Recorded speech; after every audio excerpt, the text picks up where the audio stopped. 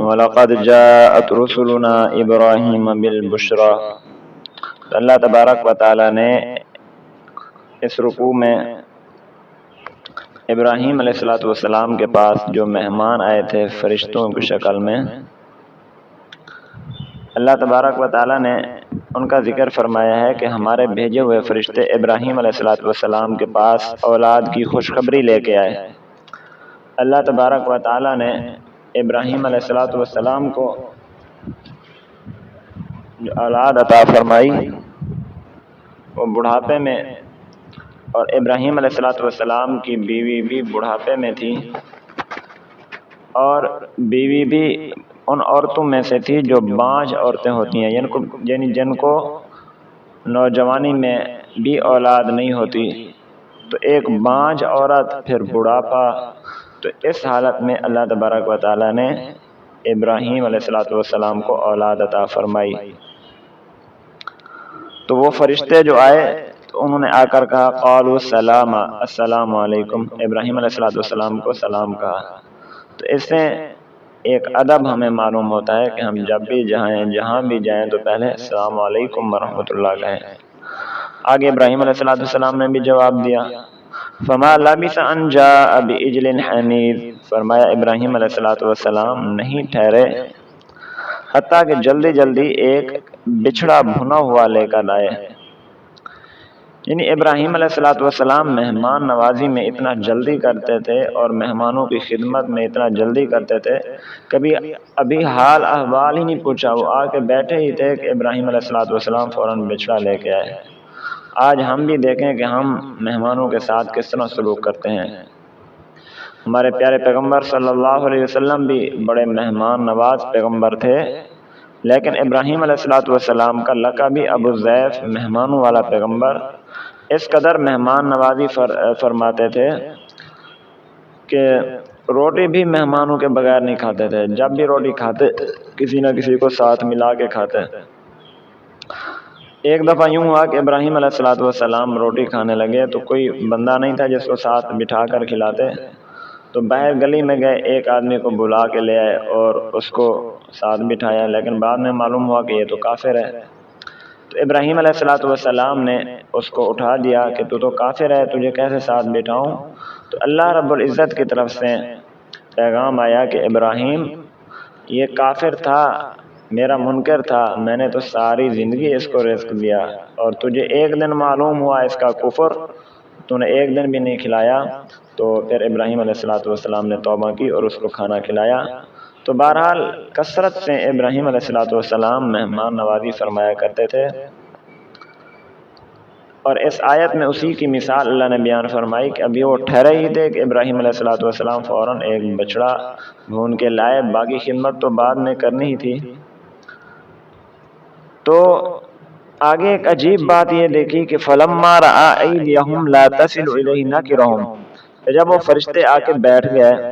اور ابراہیم علیہ السلام بھی وہ بچڑا وہ بھون کر لائے اور سامنے رکھ دیا، تو ان کے ہاتھ جو ہیں وہ اس کھانے کی طرف نہیں جا رہے تھے۔ اب ابراہیم علیہ السلام کو تھوڑا سا خوف محسوس ہوا، اور وہ اسی وقت کے عرف کے مطابق تھا کہ جب بھی کوئی مہمان آتا ہے اور وہ مہمان خیر خواہی کے جذبے سے آئے تو وہ کھانا بھی کھاتا ہے، ایک دوسرے سے حال احوال بھی سنائے جاتے ہیں، لیکن جب کوئی خطرے والا آدمی آ جائے اچانک تو وہ روٹی نہیں کھاتا، حال احوال بھی نہیں سناتا۔ تو اس لیے ابراہیم علیہ السلام کو تھوڑا سا خوف محسوس ہوا کہ یہ شاید کوئی میرے دشمن آ گئے ہیں جو کھانا ہی نہیں کھا رہے میرے گھر سے۔ قالوا لا تخف، ابراہیم علیہ السلام کو انہوں نے کہا کہ اے پیغمبر آپ مت خوف محسوس کریں، انا ارسلنا الی قوم لوط، ہم قوم لوط کی طرف سزا کا پیغام لے کر آئے ہیں۔ اللہ تبارک و تعالیٰ نے قوم لوط کو سزا دینے کا فیصلہ کیا، اور اس سلسلے میں ہمیں اللہ نے بھیجا۔ وامرأتہ قائمۃ، اور البتہ انہی باتوں میں ابراہیم علیہ السلام کو بیٹے کی خوشخبری بھی دی۔ تو یہی باتیں کرتے ہوئے جب ابراہیم علیہ السلام کی بیوی وہ پردے کے پیچھے کھڑی سن رہی تھی یہ ساری باتیں، تو فضحکت، وہ ہنس پڑی۔ فبشرناها باسحاق ومن وراء اسحاق یعقوب، اللہ تعالیٰ فرماتے ہیں پھر ہم نے بشارت دی اسحاق کی اور پھر اسحاق کی اولاد سے یعقوب۔ تو قالت یا ویلتا االد وانا عجوز وهذا بالی شیخا، جب اس نے پردے کے پیچھے سے یہ باتیں سنی اور پھر اس کو یہ بھی معلوم ہو گیا کہ یہ تو فرشتے ہیں، تو اب وہ سامنے آئی اور فرشتوں سے کہا کہ کیا مجھے اولاد ہوگی، میں تو بوڑھی ہو چکی ہوں، وہذا بالی شیخا، اور یہ میرا خاوند بھی بوڑھا ہو چکا، ان ھذا لشیء عجیب، یہ تو بڑا عجیب معاملہ ہے، کیا مجھے اولاد ہوگی اس حالت میں جبکہ میں بانجھ عورت ہوں اور پھر بڑھاپا ہے۔ تو قالوا اتعجبین من امر اللہ ورحمۃ اللہ، یہاں ایک یہ نقطہ بھی سمجھ لیں کہ جب تک ابراہیم علیہ السلام کی بیوی کو یہ معلوم نہیں ہوا کہ یہ فرشتے ہیں تو وہ پردے کے پیچھے سے سن رہی تھی باتیں، اور جب معلوم ہوا کہ یہ فرشتے ہیں تو پھر اس نے سامنے آ کے بات کی، کیونکہ فرشتوں سے تو عورت کو پردہ کا حکم نہیں ہے۔ آج کل ہمیں اس پر غور کرنا چاہیے کہ ہماری عورتیں جو ہیں خواہ مخواہ دوسرے مردوں کے ساتھ باتیں کرتی ہیں، ضرورت ہو نہ ہو ایسے خواہ مخواہ باتیں کرتے رہتے ہیں، تو یہ شرعی پردے کے خلاف ہے۔ تو حضرت ابراہیم علیہ السلام کی بیوی کو جب تک یہ لگا کہ یہ کوئی انسان ہے تو اس وقت تک انہوں نے پردہ اختیار فرمایا، اور جب یہ محسوس ہوا کہ یہ تو کوئی فرشتے ہیں تو پھر پردے سے باہر آئی اور ان سے کلام کیا۔ تو فرشتوں نے جواب دیا اتعجبین من امر اللہ، کہ اللہ کی بندی تو تعجب کر رہی ہے، اللہ کا حکم ہے، یہ تو اولاد دینے کا وعدہ تو اللہ نے کر رکھا ہے اور اللہ ہی دے گا، اور حالت یہ ہے کہ رحمت اللہ وبرکاتہ علیکم اہل البیت، تمہارے خاندان پر تمہارے گھر والوں پر تو اللہ کی اس سے بھی بڑی بڑی نعمتیں اور رحمتیں ہیں۔ انہ حمید مجید، اللہ تبارک و تعالیٰ تو بزرگی والے ہیں، تعریف کے لائق ہیں۔ تو اللہ تبارک و تعالیٰ کی تو ویسے ہی بہت بڑی رحمتیں اور برکتیں ہیں آپ کے خاندان پر، تو یہ کوئی انوکھی بات تو ہے نہیں۔ فلما ذهب ان ابراہیم الرو وجاءت البشرى یجادلنا فی قوم لوط، تو جب یہ ساری باتیں ابراہیم علیہ السلام کے ساتھ ہو گئیں فرشتوں کی، اور ابراہیم علیہ السلام کو محسوس ہو گیا اور جو خوف تھا وہ بھی اتر گیا، تو اب یہ جب پتہ چلا کہ یہ فرشتے جس طرح مجھے اولاد کی خوشخبری دینے آئے ہیں اسی طرح قوم لوط پر عذاب کا پروانہ لے کر بھی آئے ہیں، تو اب ابراہیم علیہ السلام اولاد والی باتوں سے فارغ ہو کے قوم لوط کے بارے میں جھگڑ رہے تھے۔ اللہ تعالیٰ فرما رہے ہیں کہ ہم سے بار بار ابراہیم اولاد جو ہے یہ دعا مانگ رہے تھے، قوم لوط کا کیا بنے گا۔ یہ ایک پیغمبر کو دیکھیں، اپنی خوشی میں پیغمبر مست نہیں ہو گیا، اپنی خوشی میں گم نہیں ہو گیا، بلکہ عین اس خوشی کے وقت بھی پیغمبر نے لوگوں کو یاد رکھا کہ قوم لوط کا کیا بنے گا۔ یہ ہے پیغمبر کی تڑپ، اور یہی آج ایک دائی کی تڑپ ہونی چاہیے، ہر مسلمان کی دوسرے مسلمان کے بارے میں تڑپ ہونی چاہیے، خوشی میں بھی غمی میں بھی، کہ میں خوشی میں ہوں یا غمی میں ہوں یہ علیحدہ بات ہے، میرا مسلمان بھائی جو ہے وہ کس حالت میں ہے، اس پر کیسے دن ہے، اس کا کیا بنے گا، یہ ہمارے اندر جذبہ ہونا چاہیے، اور یہ جذبہ پیغمبری ہے۔ اللہ تعالیٰ نے اس جذبے پر بھی ابراہیم علیہ السلام کی تعریف فرمائی کہ ان ابراہیم لحلیم اواہ منیب، کہ ابراہیم بڑا تحمل والا نرم دل ہے اور اللہ کی طرف رجوع کرنے والا ہے، کہ کس قدر مخلوق کے بارے میں نرمی رکھتے ہیں ابراہیم علیہ السلام، کہ اپنے معاملات چھوڑ کر جب مخلوق کے بارے میں پتہ لگا کہ ان پر عذاب نازل ہو رہا ہے تو مخلوق کے بارے میں ہم سے دعائیں مانگنے لگ گئے۔ تو بہرحال یا ابراہیم اعرض عن ھذا، ابراہیم علیہ السلام کو جواب یہی دیا گیا کہ آپ ان باتوں کو چھوڑیے، اس سے اعراض فرمائیے۔ انہ قد جاء امر ربک، اللہ تعالیٰ کا حکم قوم لوط کے بارے میں جو آنا تھا وہ آ چکا۔ وَإِنَّهُمْ آتِيهِمْ عَذَابٌ غَيْرُ مَرْدُودٌ، ان کے بارے میں تو عذاب کا ایسا فیصلہ نازل ہو چکا ہے کہ جو اب ٹلنے والا نہیں ہے۔ چنانچہ وَلَمَّا جَاءَتْ رُسُلُنَا لُوطًا سِیءَ بِهِمْ وذاق بهم ذرعا وقال هذا يوم عصیب۔ اب قوم لوط کو عذاب دینے کے لیے جب ہمارے فرشتے لوط علیہ السلام کے پاس آئے، سی ابہم، تو ابراہیم علیہ السلام کے بعد اللہ تعالیٰ نے یہ لوط علیہ السلام کا جو معاملہ ہے اور ان کی قوم پر عذاب کا معاملہ ہے وہ ذکر فرمایا کہ لوط علیہ السلام کو بھی نہیں محسوس ہوا کہ یہ فرشتے ہیں یا انسان ہیں۔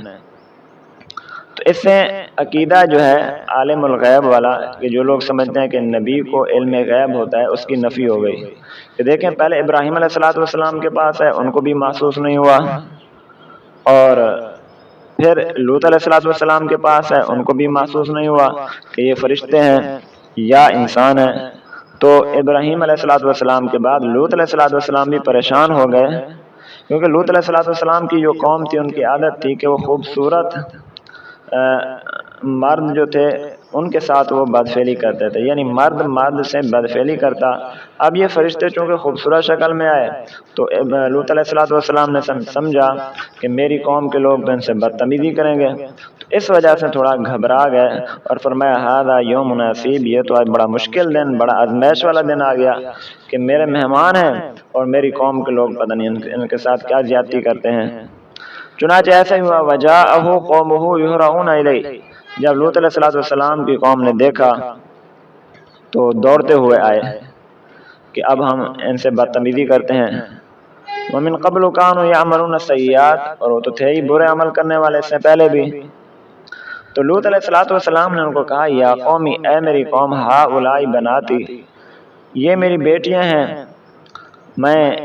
ان کو آپ کے نکاح میں دیتا ہوں،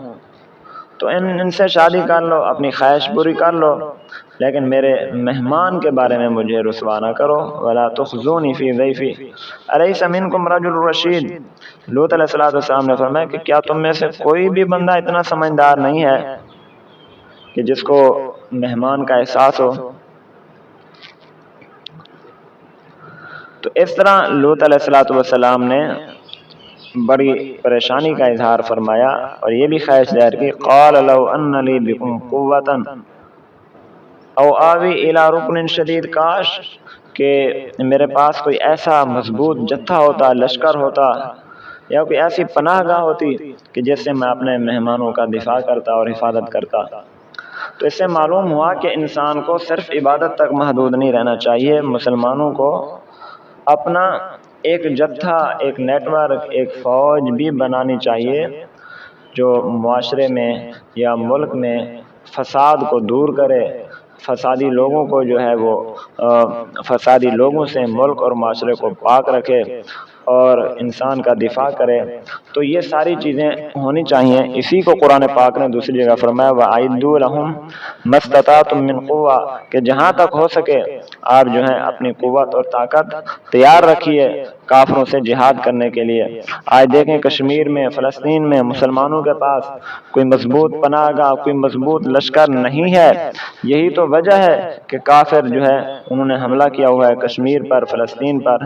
تو لوط علیہ السلام کے پاس بھی اس وقت کوئی اتنا مضبوط نیٹ ورک نہیں تھا، جس کی وجہ سے پریشان ہوئے۔ قالوا یا لوط انا رسل ربک لن یصلوا، تو جب ان فرشتوں نے دیکھا لوط علیہ السلام کو اور آپ کی قوم کے اس معاملے کو دیکھا، انہوں نے فرمایا، اے لوط،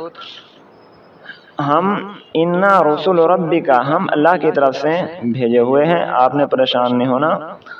ہم تو ان کے عذاب کا پروانہ لے کے آئے ہیں۔ فَأَسْرِ بِأَهْلِكَ، آپ یوں کیجئے اپنے گھر والوں کو رات کے کسی حصے میں لے کر اس علاقے سے ہجرت فرمائیں، اور آپ کے خاندان میں سے جو لوگ جا رہے ہوں ہجرت کر کے، انہوں نے پیچھے مڑ کر بھی نہیں دیکھنا۔ اور ہاں، آپ کی جو بیوی ہے وہ چونکہ کافروں میں سے ہے، اس پر عذاب برابر نازل ہوگا جس طرح دوسری قوم پر ہے۔ یہ بھی یاد رکھیں کہ لوط علیہ السلام کی جو بیوی تھی وہ ایمان نہیں لائی تھی، اور وہی بیوی ہی تھی جو قوم کے لوگوں کو بلا کر لائی تھی کہ لوط علیہ السلام کے پاس مہمان آئے ہوئے ہیں اور ان کو تنگ کرنا ہے۔ تو اس لیے لوط علیہ السلام کی بیوی پر بھی عذاب آیا۔ تو لوط علیہ السلام کی جو بیوی تھی وہ چونکہ کافرہ تھی اور اس وقت کافر سے مسلمان کا نکاح ہو سکتا تھا، اسی لیے لوط علیہ السلام کا نکاح درست تھا، لیکن ہماری شریعت نے کسی کافرہ بدعقیدہ عورت سے مسلمان کا مرد کا نکاح جو ہے وہ جائز نہیں ہے۔ تو بہرحال صبح کا وقت تھا، جو ان پر عذاب کا فیصلے کا وقت تھا وہ صبح کا تھا۔ تو چونکہ قوم نے لوط علیہ السلام کو بہت تنگ کر دیا تھا، تو لوط علیہ السلام نے فرمایا کہ صبح کے وقت تو عذاب ہوگا، کہ ابھی نہیں عذاب آتا؟ الیس الصبح بقریب، تو ان فرشتوں نے جواب دیا کہ کیا صبح قریب نہیں ہے، یعنی صبح ہونے والی ہے، آپ بس رات کے کسی حصے میں اپنے گھر والوں کو لے کر اس علاقے سے نکل جائیں، بس ابھی صبح ہو جائے گی اور پھر ان پر اللہ کا عذاب آ جائے گا۔ فلما جاء امرنا، اب آ گیا اللہ کا عذاب، اللہ کا حکم۔ تو کس طرح اللہ نے عذاب دیا؟ فرمایا جعلنا عالیہا سافلہا، ہم نے ان کے اوپر والے حصے کو نیچے کر دیا، یعنی ایسے پلٹا دے کے ان کو زمین پر پھینکا۔ جبرائیل علیہ السلام نے اپنے پر جو ہیں ان کے 3-4 شہر تھے، ان 3-4 شہروں کے نیچے ہی ابراہیم علیہ السلام نے اپنے جو ہے پر گاڑے اور اپنے پروں کے ذریعے ان کو اوپر اٹھایا، جس طرح آج کل کرین کے ذریعے کسی چیز کو نیچے سے اکھاڑتے ہیں، تو انہوں نے اپنے پر کے ذریعے ان 3-4 شہروں کو، بستیوں کو اکھاڑا، آسمان تک لے گئے اور پھر الٹا کر کے گھما کے پھر ان کو زمین پر پھینکا، تو یہ نیچے جو آئے تو تباہ و برباد ہو گئے۔ پھر یہیں تک بس نہیں، بلکہ اللہ تبارک و تعالیٰ نے ان پر پتھر بھی برسائے، اور پتھر بھی ایسے تہ بتہ پتھر برسے، اور کون سا پتھر کس آدمی کو جا کے لگنا ہے یہ بھی اللہ تعالیٰ نے متعین فرما دیا تھا۔ اسی کو کہا مُصَوَّمَةً عِندَ رَبِّكَ، کہ وہ پتھر اور کنکر ایسے تھے کہ ان میں سے ہر ایک کے اوپر یہ طے شدہ تھا، نام لکھا ہوا تھا، ایک مقرر تھا کہ یہ فلاں آدمی کو جا کے لگے گا۔ وَمَا هِيَ مِنَ الظَّالِمِينَ بِبَعِيدٍ۔ تو اللہ تبارک و تعالیٰ نے آخر میں ان سب چیزوں کا خلاصہ بیان فرمایا کہ یہ اتنا واقعہ بیان کرنے کا مقصد یہ ہے کہ یہ قوم لوط کی بستی، قوم عاد، قوم سمود، یہ ساری جو ہے یہ دور نہیں ہے اہل مکہ سے۔ وَمَا هِيَ مِنَ الظَّالِمِينَ بِبَعِيدٍ، اس وقت کے اہل مکہ کے جو ظالم لوگ ہیں ان سے یہ دور نہیں ہے، ان کو چاہیے جا کر ان کو دیکھیں کہ ان کے رہنے والے لوگوں کے ساتھ کس طرح اللہ تعالیٰ کا عذاب نازل ہوا، کس طرح وہ تباہ و برباد ہوئے، تو ان کو جا کے دیکھنا چاہیے اور عبرت حاصل کرنا چاہیے۔ اللہ تعالیٰ سے دعا ہے کہ اللہ تعالیٰ ہمیں بھی ان واقعات سے عبرت حاصل کرنے کی توفیق عطا فرمائے۔ وآخر دعوانا ان الحمد للہ رب العالمین۔